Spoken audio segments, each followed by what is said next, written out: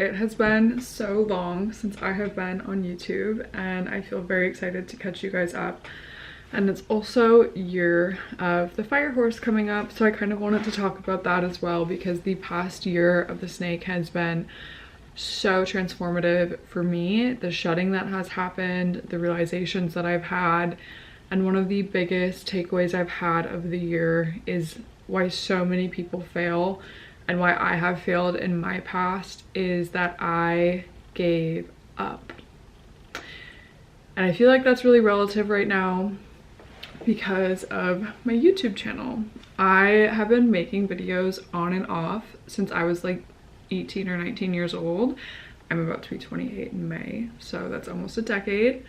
And it's something that I really enjoy doing. And then when I don't get almost like the instant gratification, or if like life gets too busy, I lack the discipline to keep doing it.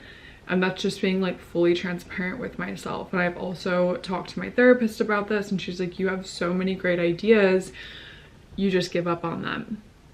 And I was like, that hurts. But it's something that I really needed to hear, and it's something that maybe you guys will relate to as well going into this new year. Setting a new foot and tone for the year, I think, is going to be very important. I really want to set my intentions, and one of my intentions is to get back to posting weekly on YouTube. So with that being said, I'm back, and I really want to showcase more of what I've been up to. I feel like a lot of my life has changed, and when I was doing my podcast, which is also something that I stopped doing and is something that I do want to get back into because I really miss connecting with you guys. I feel like social media has gotten very superficial and very stagnant, in the sense that it's not fulfilling at all anymore. I feel like I used to be very excited with, you know, meeting new people and connecting, and I feel like that just doesn't happen anymore. I feel like it's okay, who is the most aesthetic post? And I'm not always the most aesthetic person, and I don't like to feel that pressure. I like to feel for things to be very natural and easygoing and like to flow. And I feel like I can do that on my podcast, and I can do that on YouTube. And stepping away from Instagram has been something that I've like thought about a lot. Maybe not deleting the account, but at least not posting for a while, getting off of it. Like, I don't really feel as passionate as I once did about it. And that ties back into modeling, because I feel like the modeling world as we know it has shifted so much. And with AI, with influencing, with all of it, and I'm not saying any of it is bad, I think that there's actually going to be many positive changes to the industry, but it's almost completely eradicated the entire modeling world, or will eventually. I also think that brands are spending 90% of their budget towards influencing and social media, which I think is extremely smart, instead of like e-commerce or spending thousands of dollars on catalog work.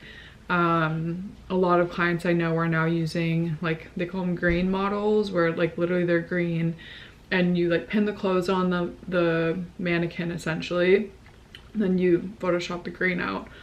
Or with AI and digital likeness that is coming up, you can Photoshop essentially a model who has signed off her rights to digital likeness into that photo. So that was very crazy. I have not experienced that yet, but I did have a brand try to get me to sign a digital likeness contract, and they were like, if you don't sign this, you're not getting paid. We're not going to replicate your image. We are only going to use AI for the background. And I'm like, then why would you need my digital likeness? So yeah, that is something that I've been I'm interested, and I'm also concerned, because I do think that this is kind of the end of modeling as we know it. I know that so many girls are just like sick of it. I feel like the standard has gone way down. And there's many story times I can tell you guys if you would like to hear some horror stories of the modeling industry. Now, don't get me wrong, this is not for everyone's experience. I'm speaking of my own experience. most of the clients I get are so sweet and so amazing, but there are every few jobs that you get, there's some difficult or inconsiderate clients, let's just put it that way. Another really big life update that I have is that I am now a real estate agent. I feel like it's very cliche, like the model to real estate agent pipeline, but it is something that I do believe has more longevity. Do I think that AI will replace real estate agents eventually? Probably. I feel like a lot of things are going to get replaced by AI. And that's also kind of why I'm coming back to more, how do I think of it? More, I don't want to say intricate social media platforms. Like, I'm sure AI could make a video talking to you like I'm talking to you right now, but it's not the same. AI will never really be able to create like a day in my life, because this is based off of pure human connection. I love watching YouTube videos. I love seeing people's day in a life. I love watching people's TikToks on makeup or lifetime stories or whatever. And I feel like AI will never fully replace that. And I'm looking more for like that human, valuable connection, because I feel like so many things in life are going to be replaced by AI. And I also think, like, of course AI can replicate a podcast, but to really speak on like the human experience is something that only humans can do. Might be able to replicate it pretty close, but it's not going to replicate it 100%. So yeah, my podcast was something that was really special to me. It's something that I got a lot of really positive feedback on, and that I was able to then connect on other social media platforms with women, which I think is just extremely valuable. And podcasts have helped me in when I'm in such a dark place in my life or a confusing place in my life. And so has like watching YouTube videos and, you know, like getting inspiration or getting ideas, like all of that stuff. And like, it's kind of a way for me to give back and share my knowledge and experience as well, because I never know who I can help. And even if I help one person, that's very like special to me.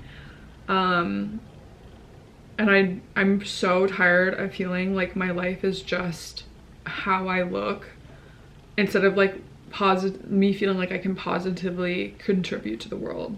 So that's also something that is a really big inspiration for me, like going into the year of the fire horse, is like, how can I give back positively? How can I help? Because I am very help focused. I'm not someone that's good at like, you know, crunching numbers or going to an office every day. Like, if I don't feel like I have meaning in my life, I get very, very depressed. And I feel like one of the best ways to give meaning to your life is by helping other people. So there's a lot of things that I really want to like talk about on this YouTube channel and also on my podcast. This is going to be, my YouTube will mostly be like a day in my life type of stuff. Like, I want to take you guys to the standard sales gallery that I'm going to go see, which I'm so excited about. I also like will just be taking you around in my life, like if I'm going to Pilates, if I'm doing whatever. I have like, my skin is finally clear. So if you guys used to watch my videos, you would know that I was really struggling with acne. I am not on any hormones and my skin is finally clear. So I'm so stoked about that, and I want to like give more insight to that. Also, I just want to take you guys more like behind the scenes, and then my podcast will be more like mindset focused, and my mindset has grown so much this past year. I mean, just looking at the past like 3 years, I really do feel like they mean it when they say like your frontal lobe develops at 25, because oh my god, every year of my 20s I feel like a completely different person. Like, yes, the essence of who I am is the same, but I feel so different. Like, looking back from when I was 21, 22, 23, I've learned so much. And the biggest takeaway is it's so important to stay consistent with whatever you're doing. It will help your mental health so much. It gives you routine. It gives your body a safe space. It also regulates your nervous system. Like, taking out the choice of if I'm going to do this, if I'm not going to do this, if I'm going to do this, if I'm not going to do this. If you're indecisive, choice will ruin your entire life sometimes, okay? So taking out that choice and just saying, I am going to do this. I am going to Pilates Monday, Tuesday, Thursday. That's a non-negotiable. There's not going to be that argument inside of your head of, should I do this? Oh, I'm really tired of okay, before you know it, you're canceling the fucking class. That has been the story of my life. I don't feel like I'm indecisive, but I would sign up for classes knowing that I really want to go, I want to work out, and then the day would come, I'm like, oh, I'm so tired, haven't eaten much today, I don't really have the energy to go to this class, cancel. And that is not how I want to be showing up in my life. I've had to take a long, hard look at how I really want to show up in my life, and that is not it. So take the year, or take this like time before the new year, the Chinese New Year, to really reflect and really see if you're showing up how you want to be showing up, and just start taking little actionable steps.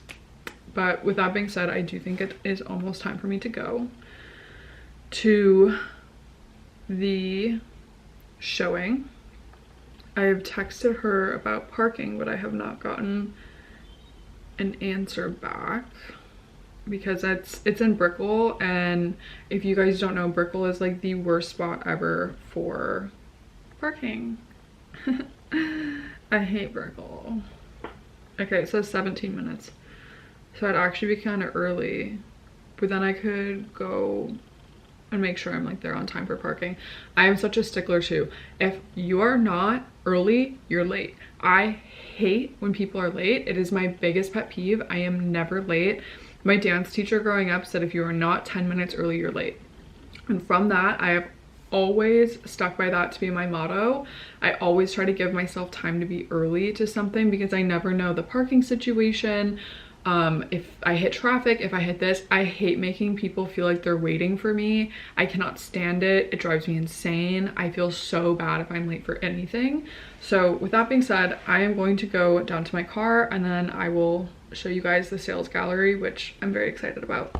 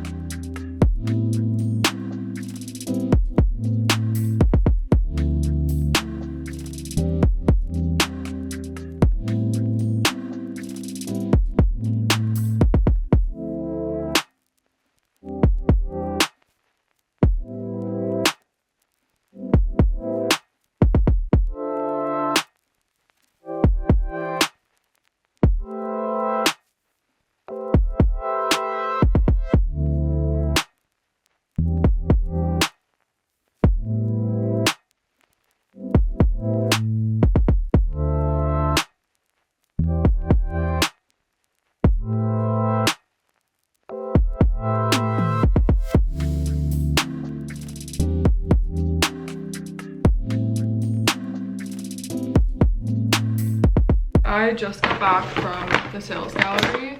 I ordered some pura vida. It's literally just chicken pesto and their ciabatta bread, which their ciabatta bread is just to die for. I don't like goat cheese or like balsamic or like anything. It's literally just chicken and pesto. And it's so good. I've actually had this camera since I was 19. I bought it in Minnesota. And it's literally been through everything with me. Every single move across the country, wherever. When I lived in Athens, it was there. It also went so viral, so now it's sold out everywhere, and I can't even get a new one if I wanted to. Okay guys, I'm going to end the vlog here. I really hope that the audio is fine because this camera's literally been through so much. Like this is like, oh my god, I can't even tell you, like half of the lens like doesn't even shut. So I don't know how it's not scratched. And then I also spilled water in my bag once and my camera didn't work for like 3 months. It's basically falling apart. My screen's like broke. It like won't close all the way. But yeah, I'm very interested to see how this audio sounds. but stay tuned. I have a lot of cleaning I need to do, which is what I'm going to do now. I housed that chicken sandwich. It was so good. If you guys have a Pure Vita near you, you need to try the pesto chicken sandwich. And then I went to Pilates, went for a sunset walk with one of my friends, and now I'm just back home. I'm very thirsty. I feel like I ate at the Joyce last night and I feel like it was very salty, and I've been so thirsty all day. So I'm gonna clean, I'm gonna do that, and stay tuned for my next video. I'm hoping to put like 1 to 2 vlogs out a week. I think that's doable. But I'll also announce when I'm relaunching my podcast, and today's the 16th. The 17th is the first day of the Chinese New Year, Year of the Fire Horse. So I hope you guys enjoy this vlog, and I'll talk to you guys soon.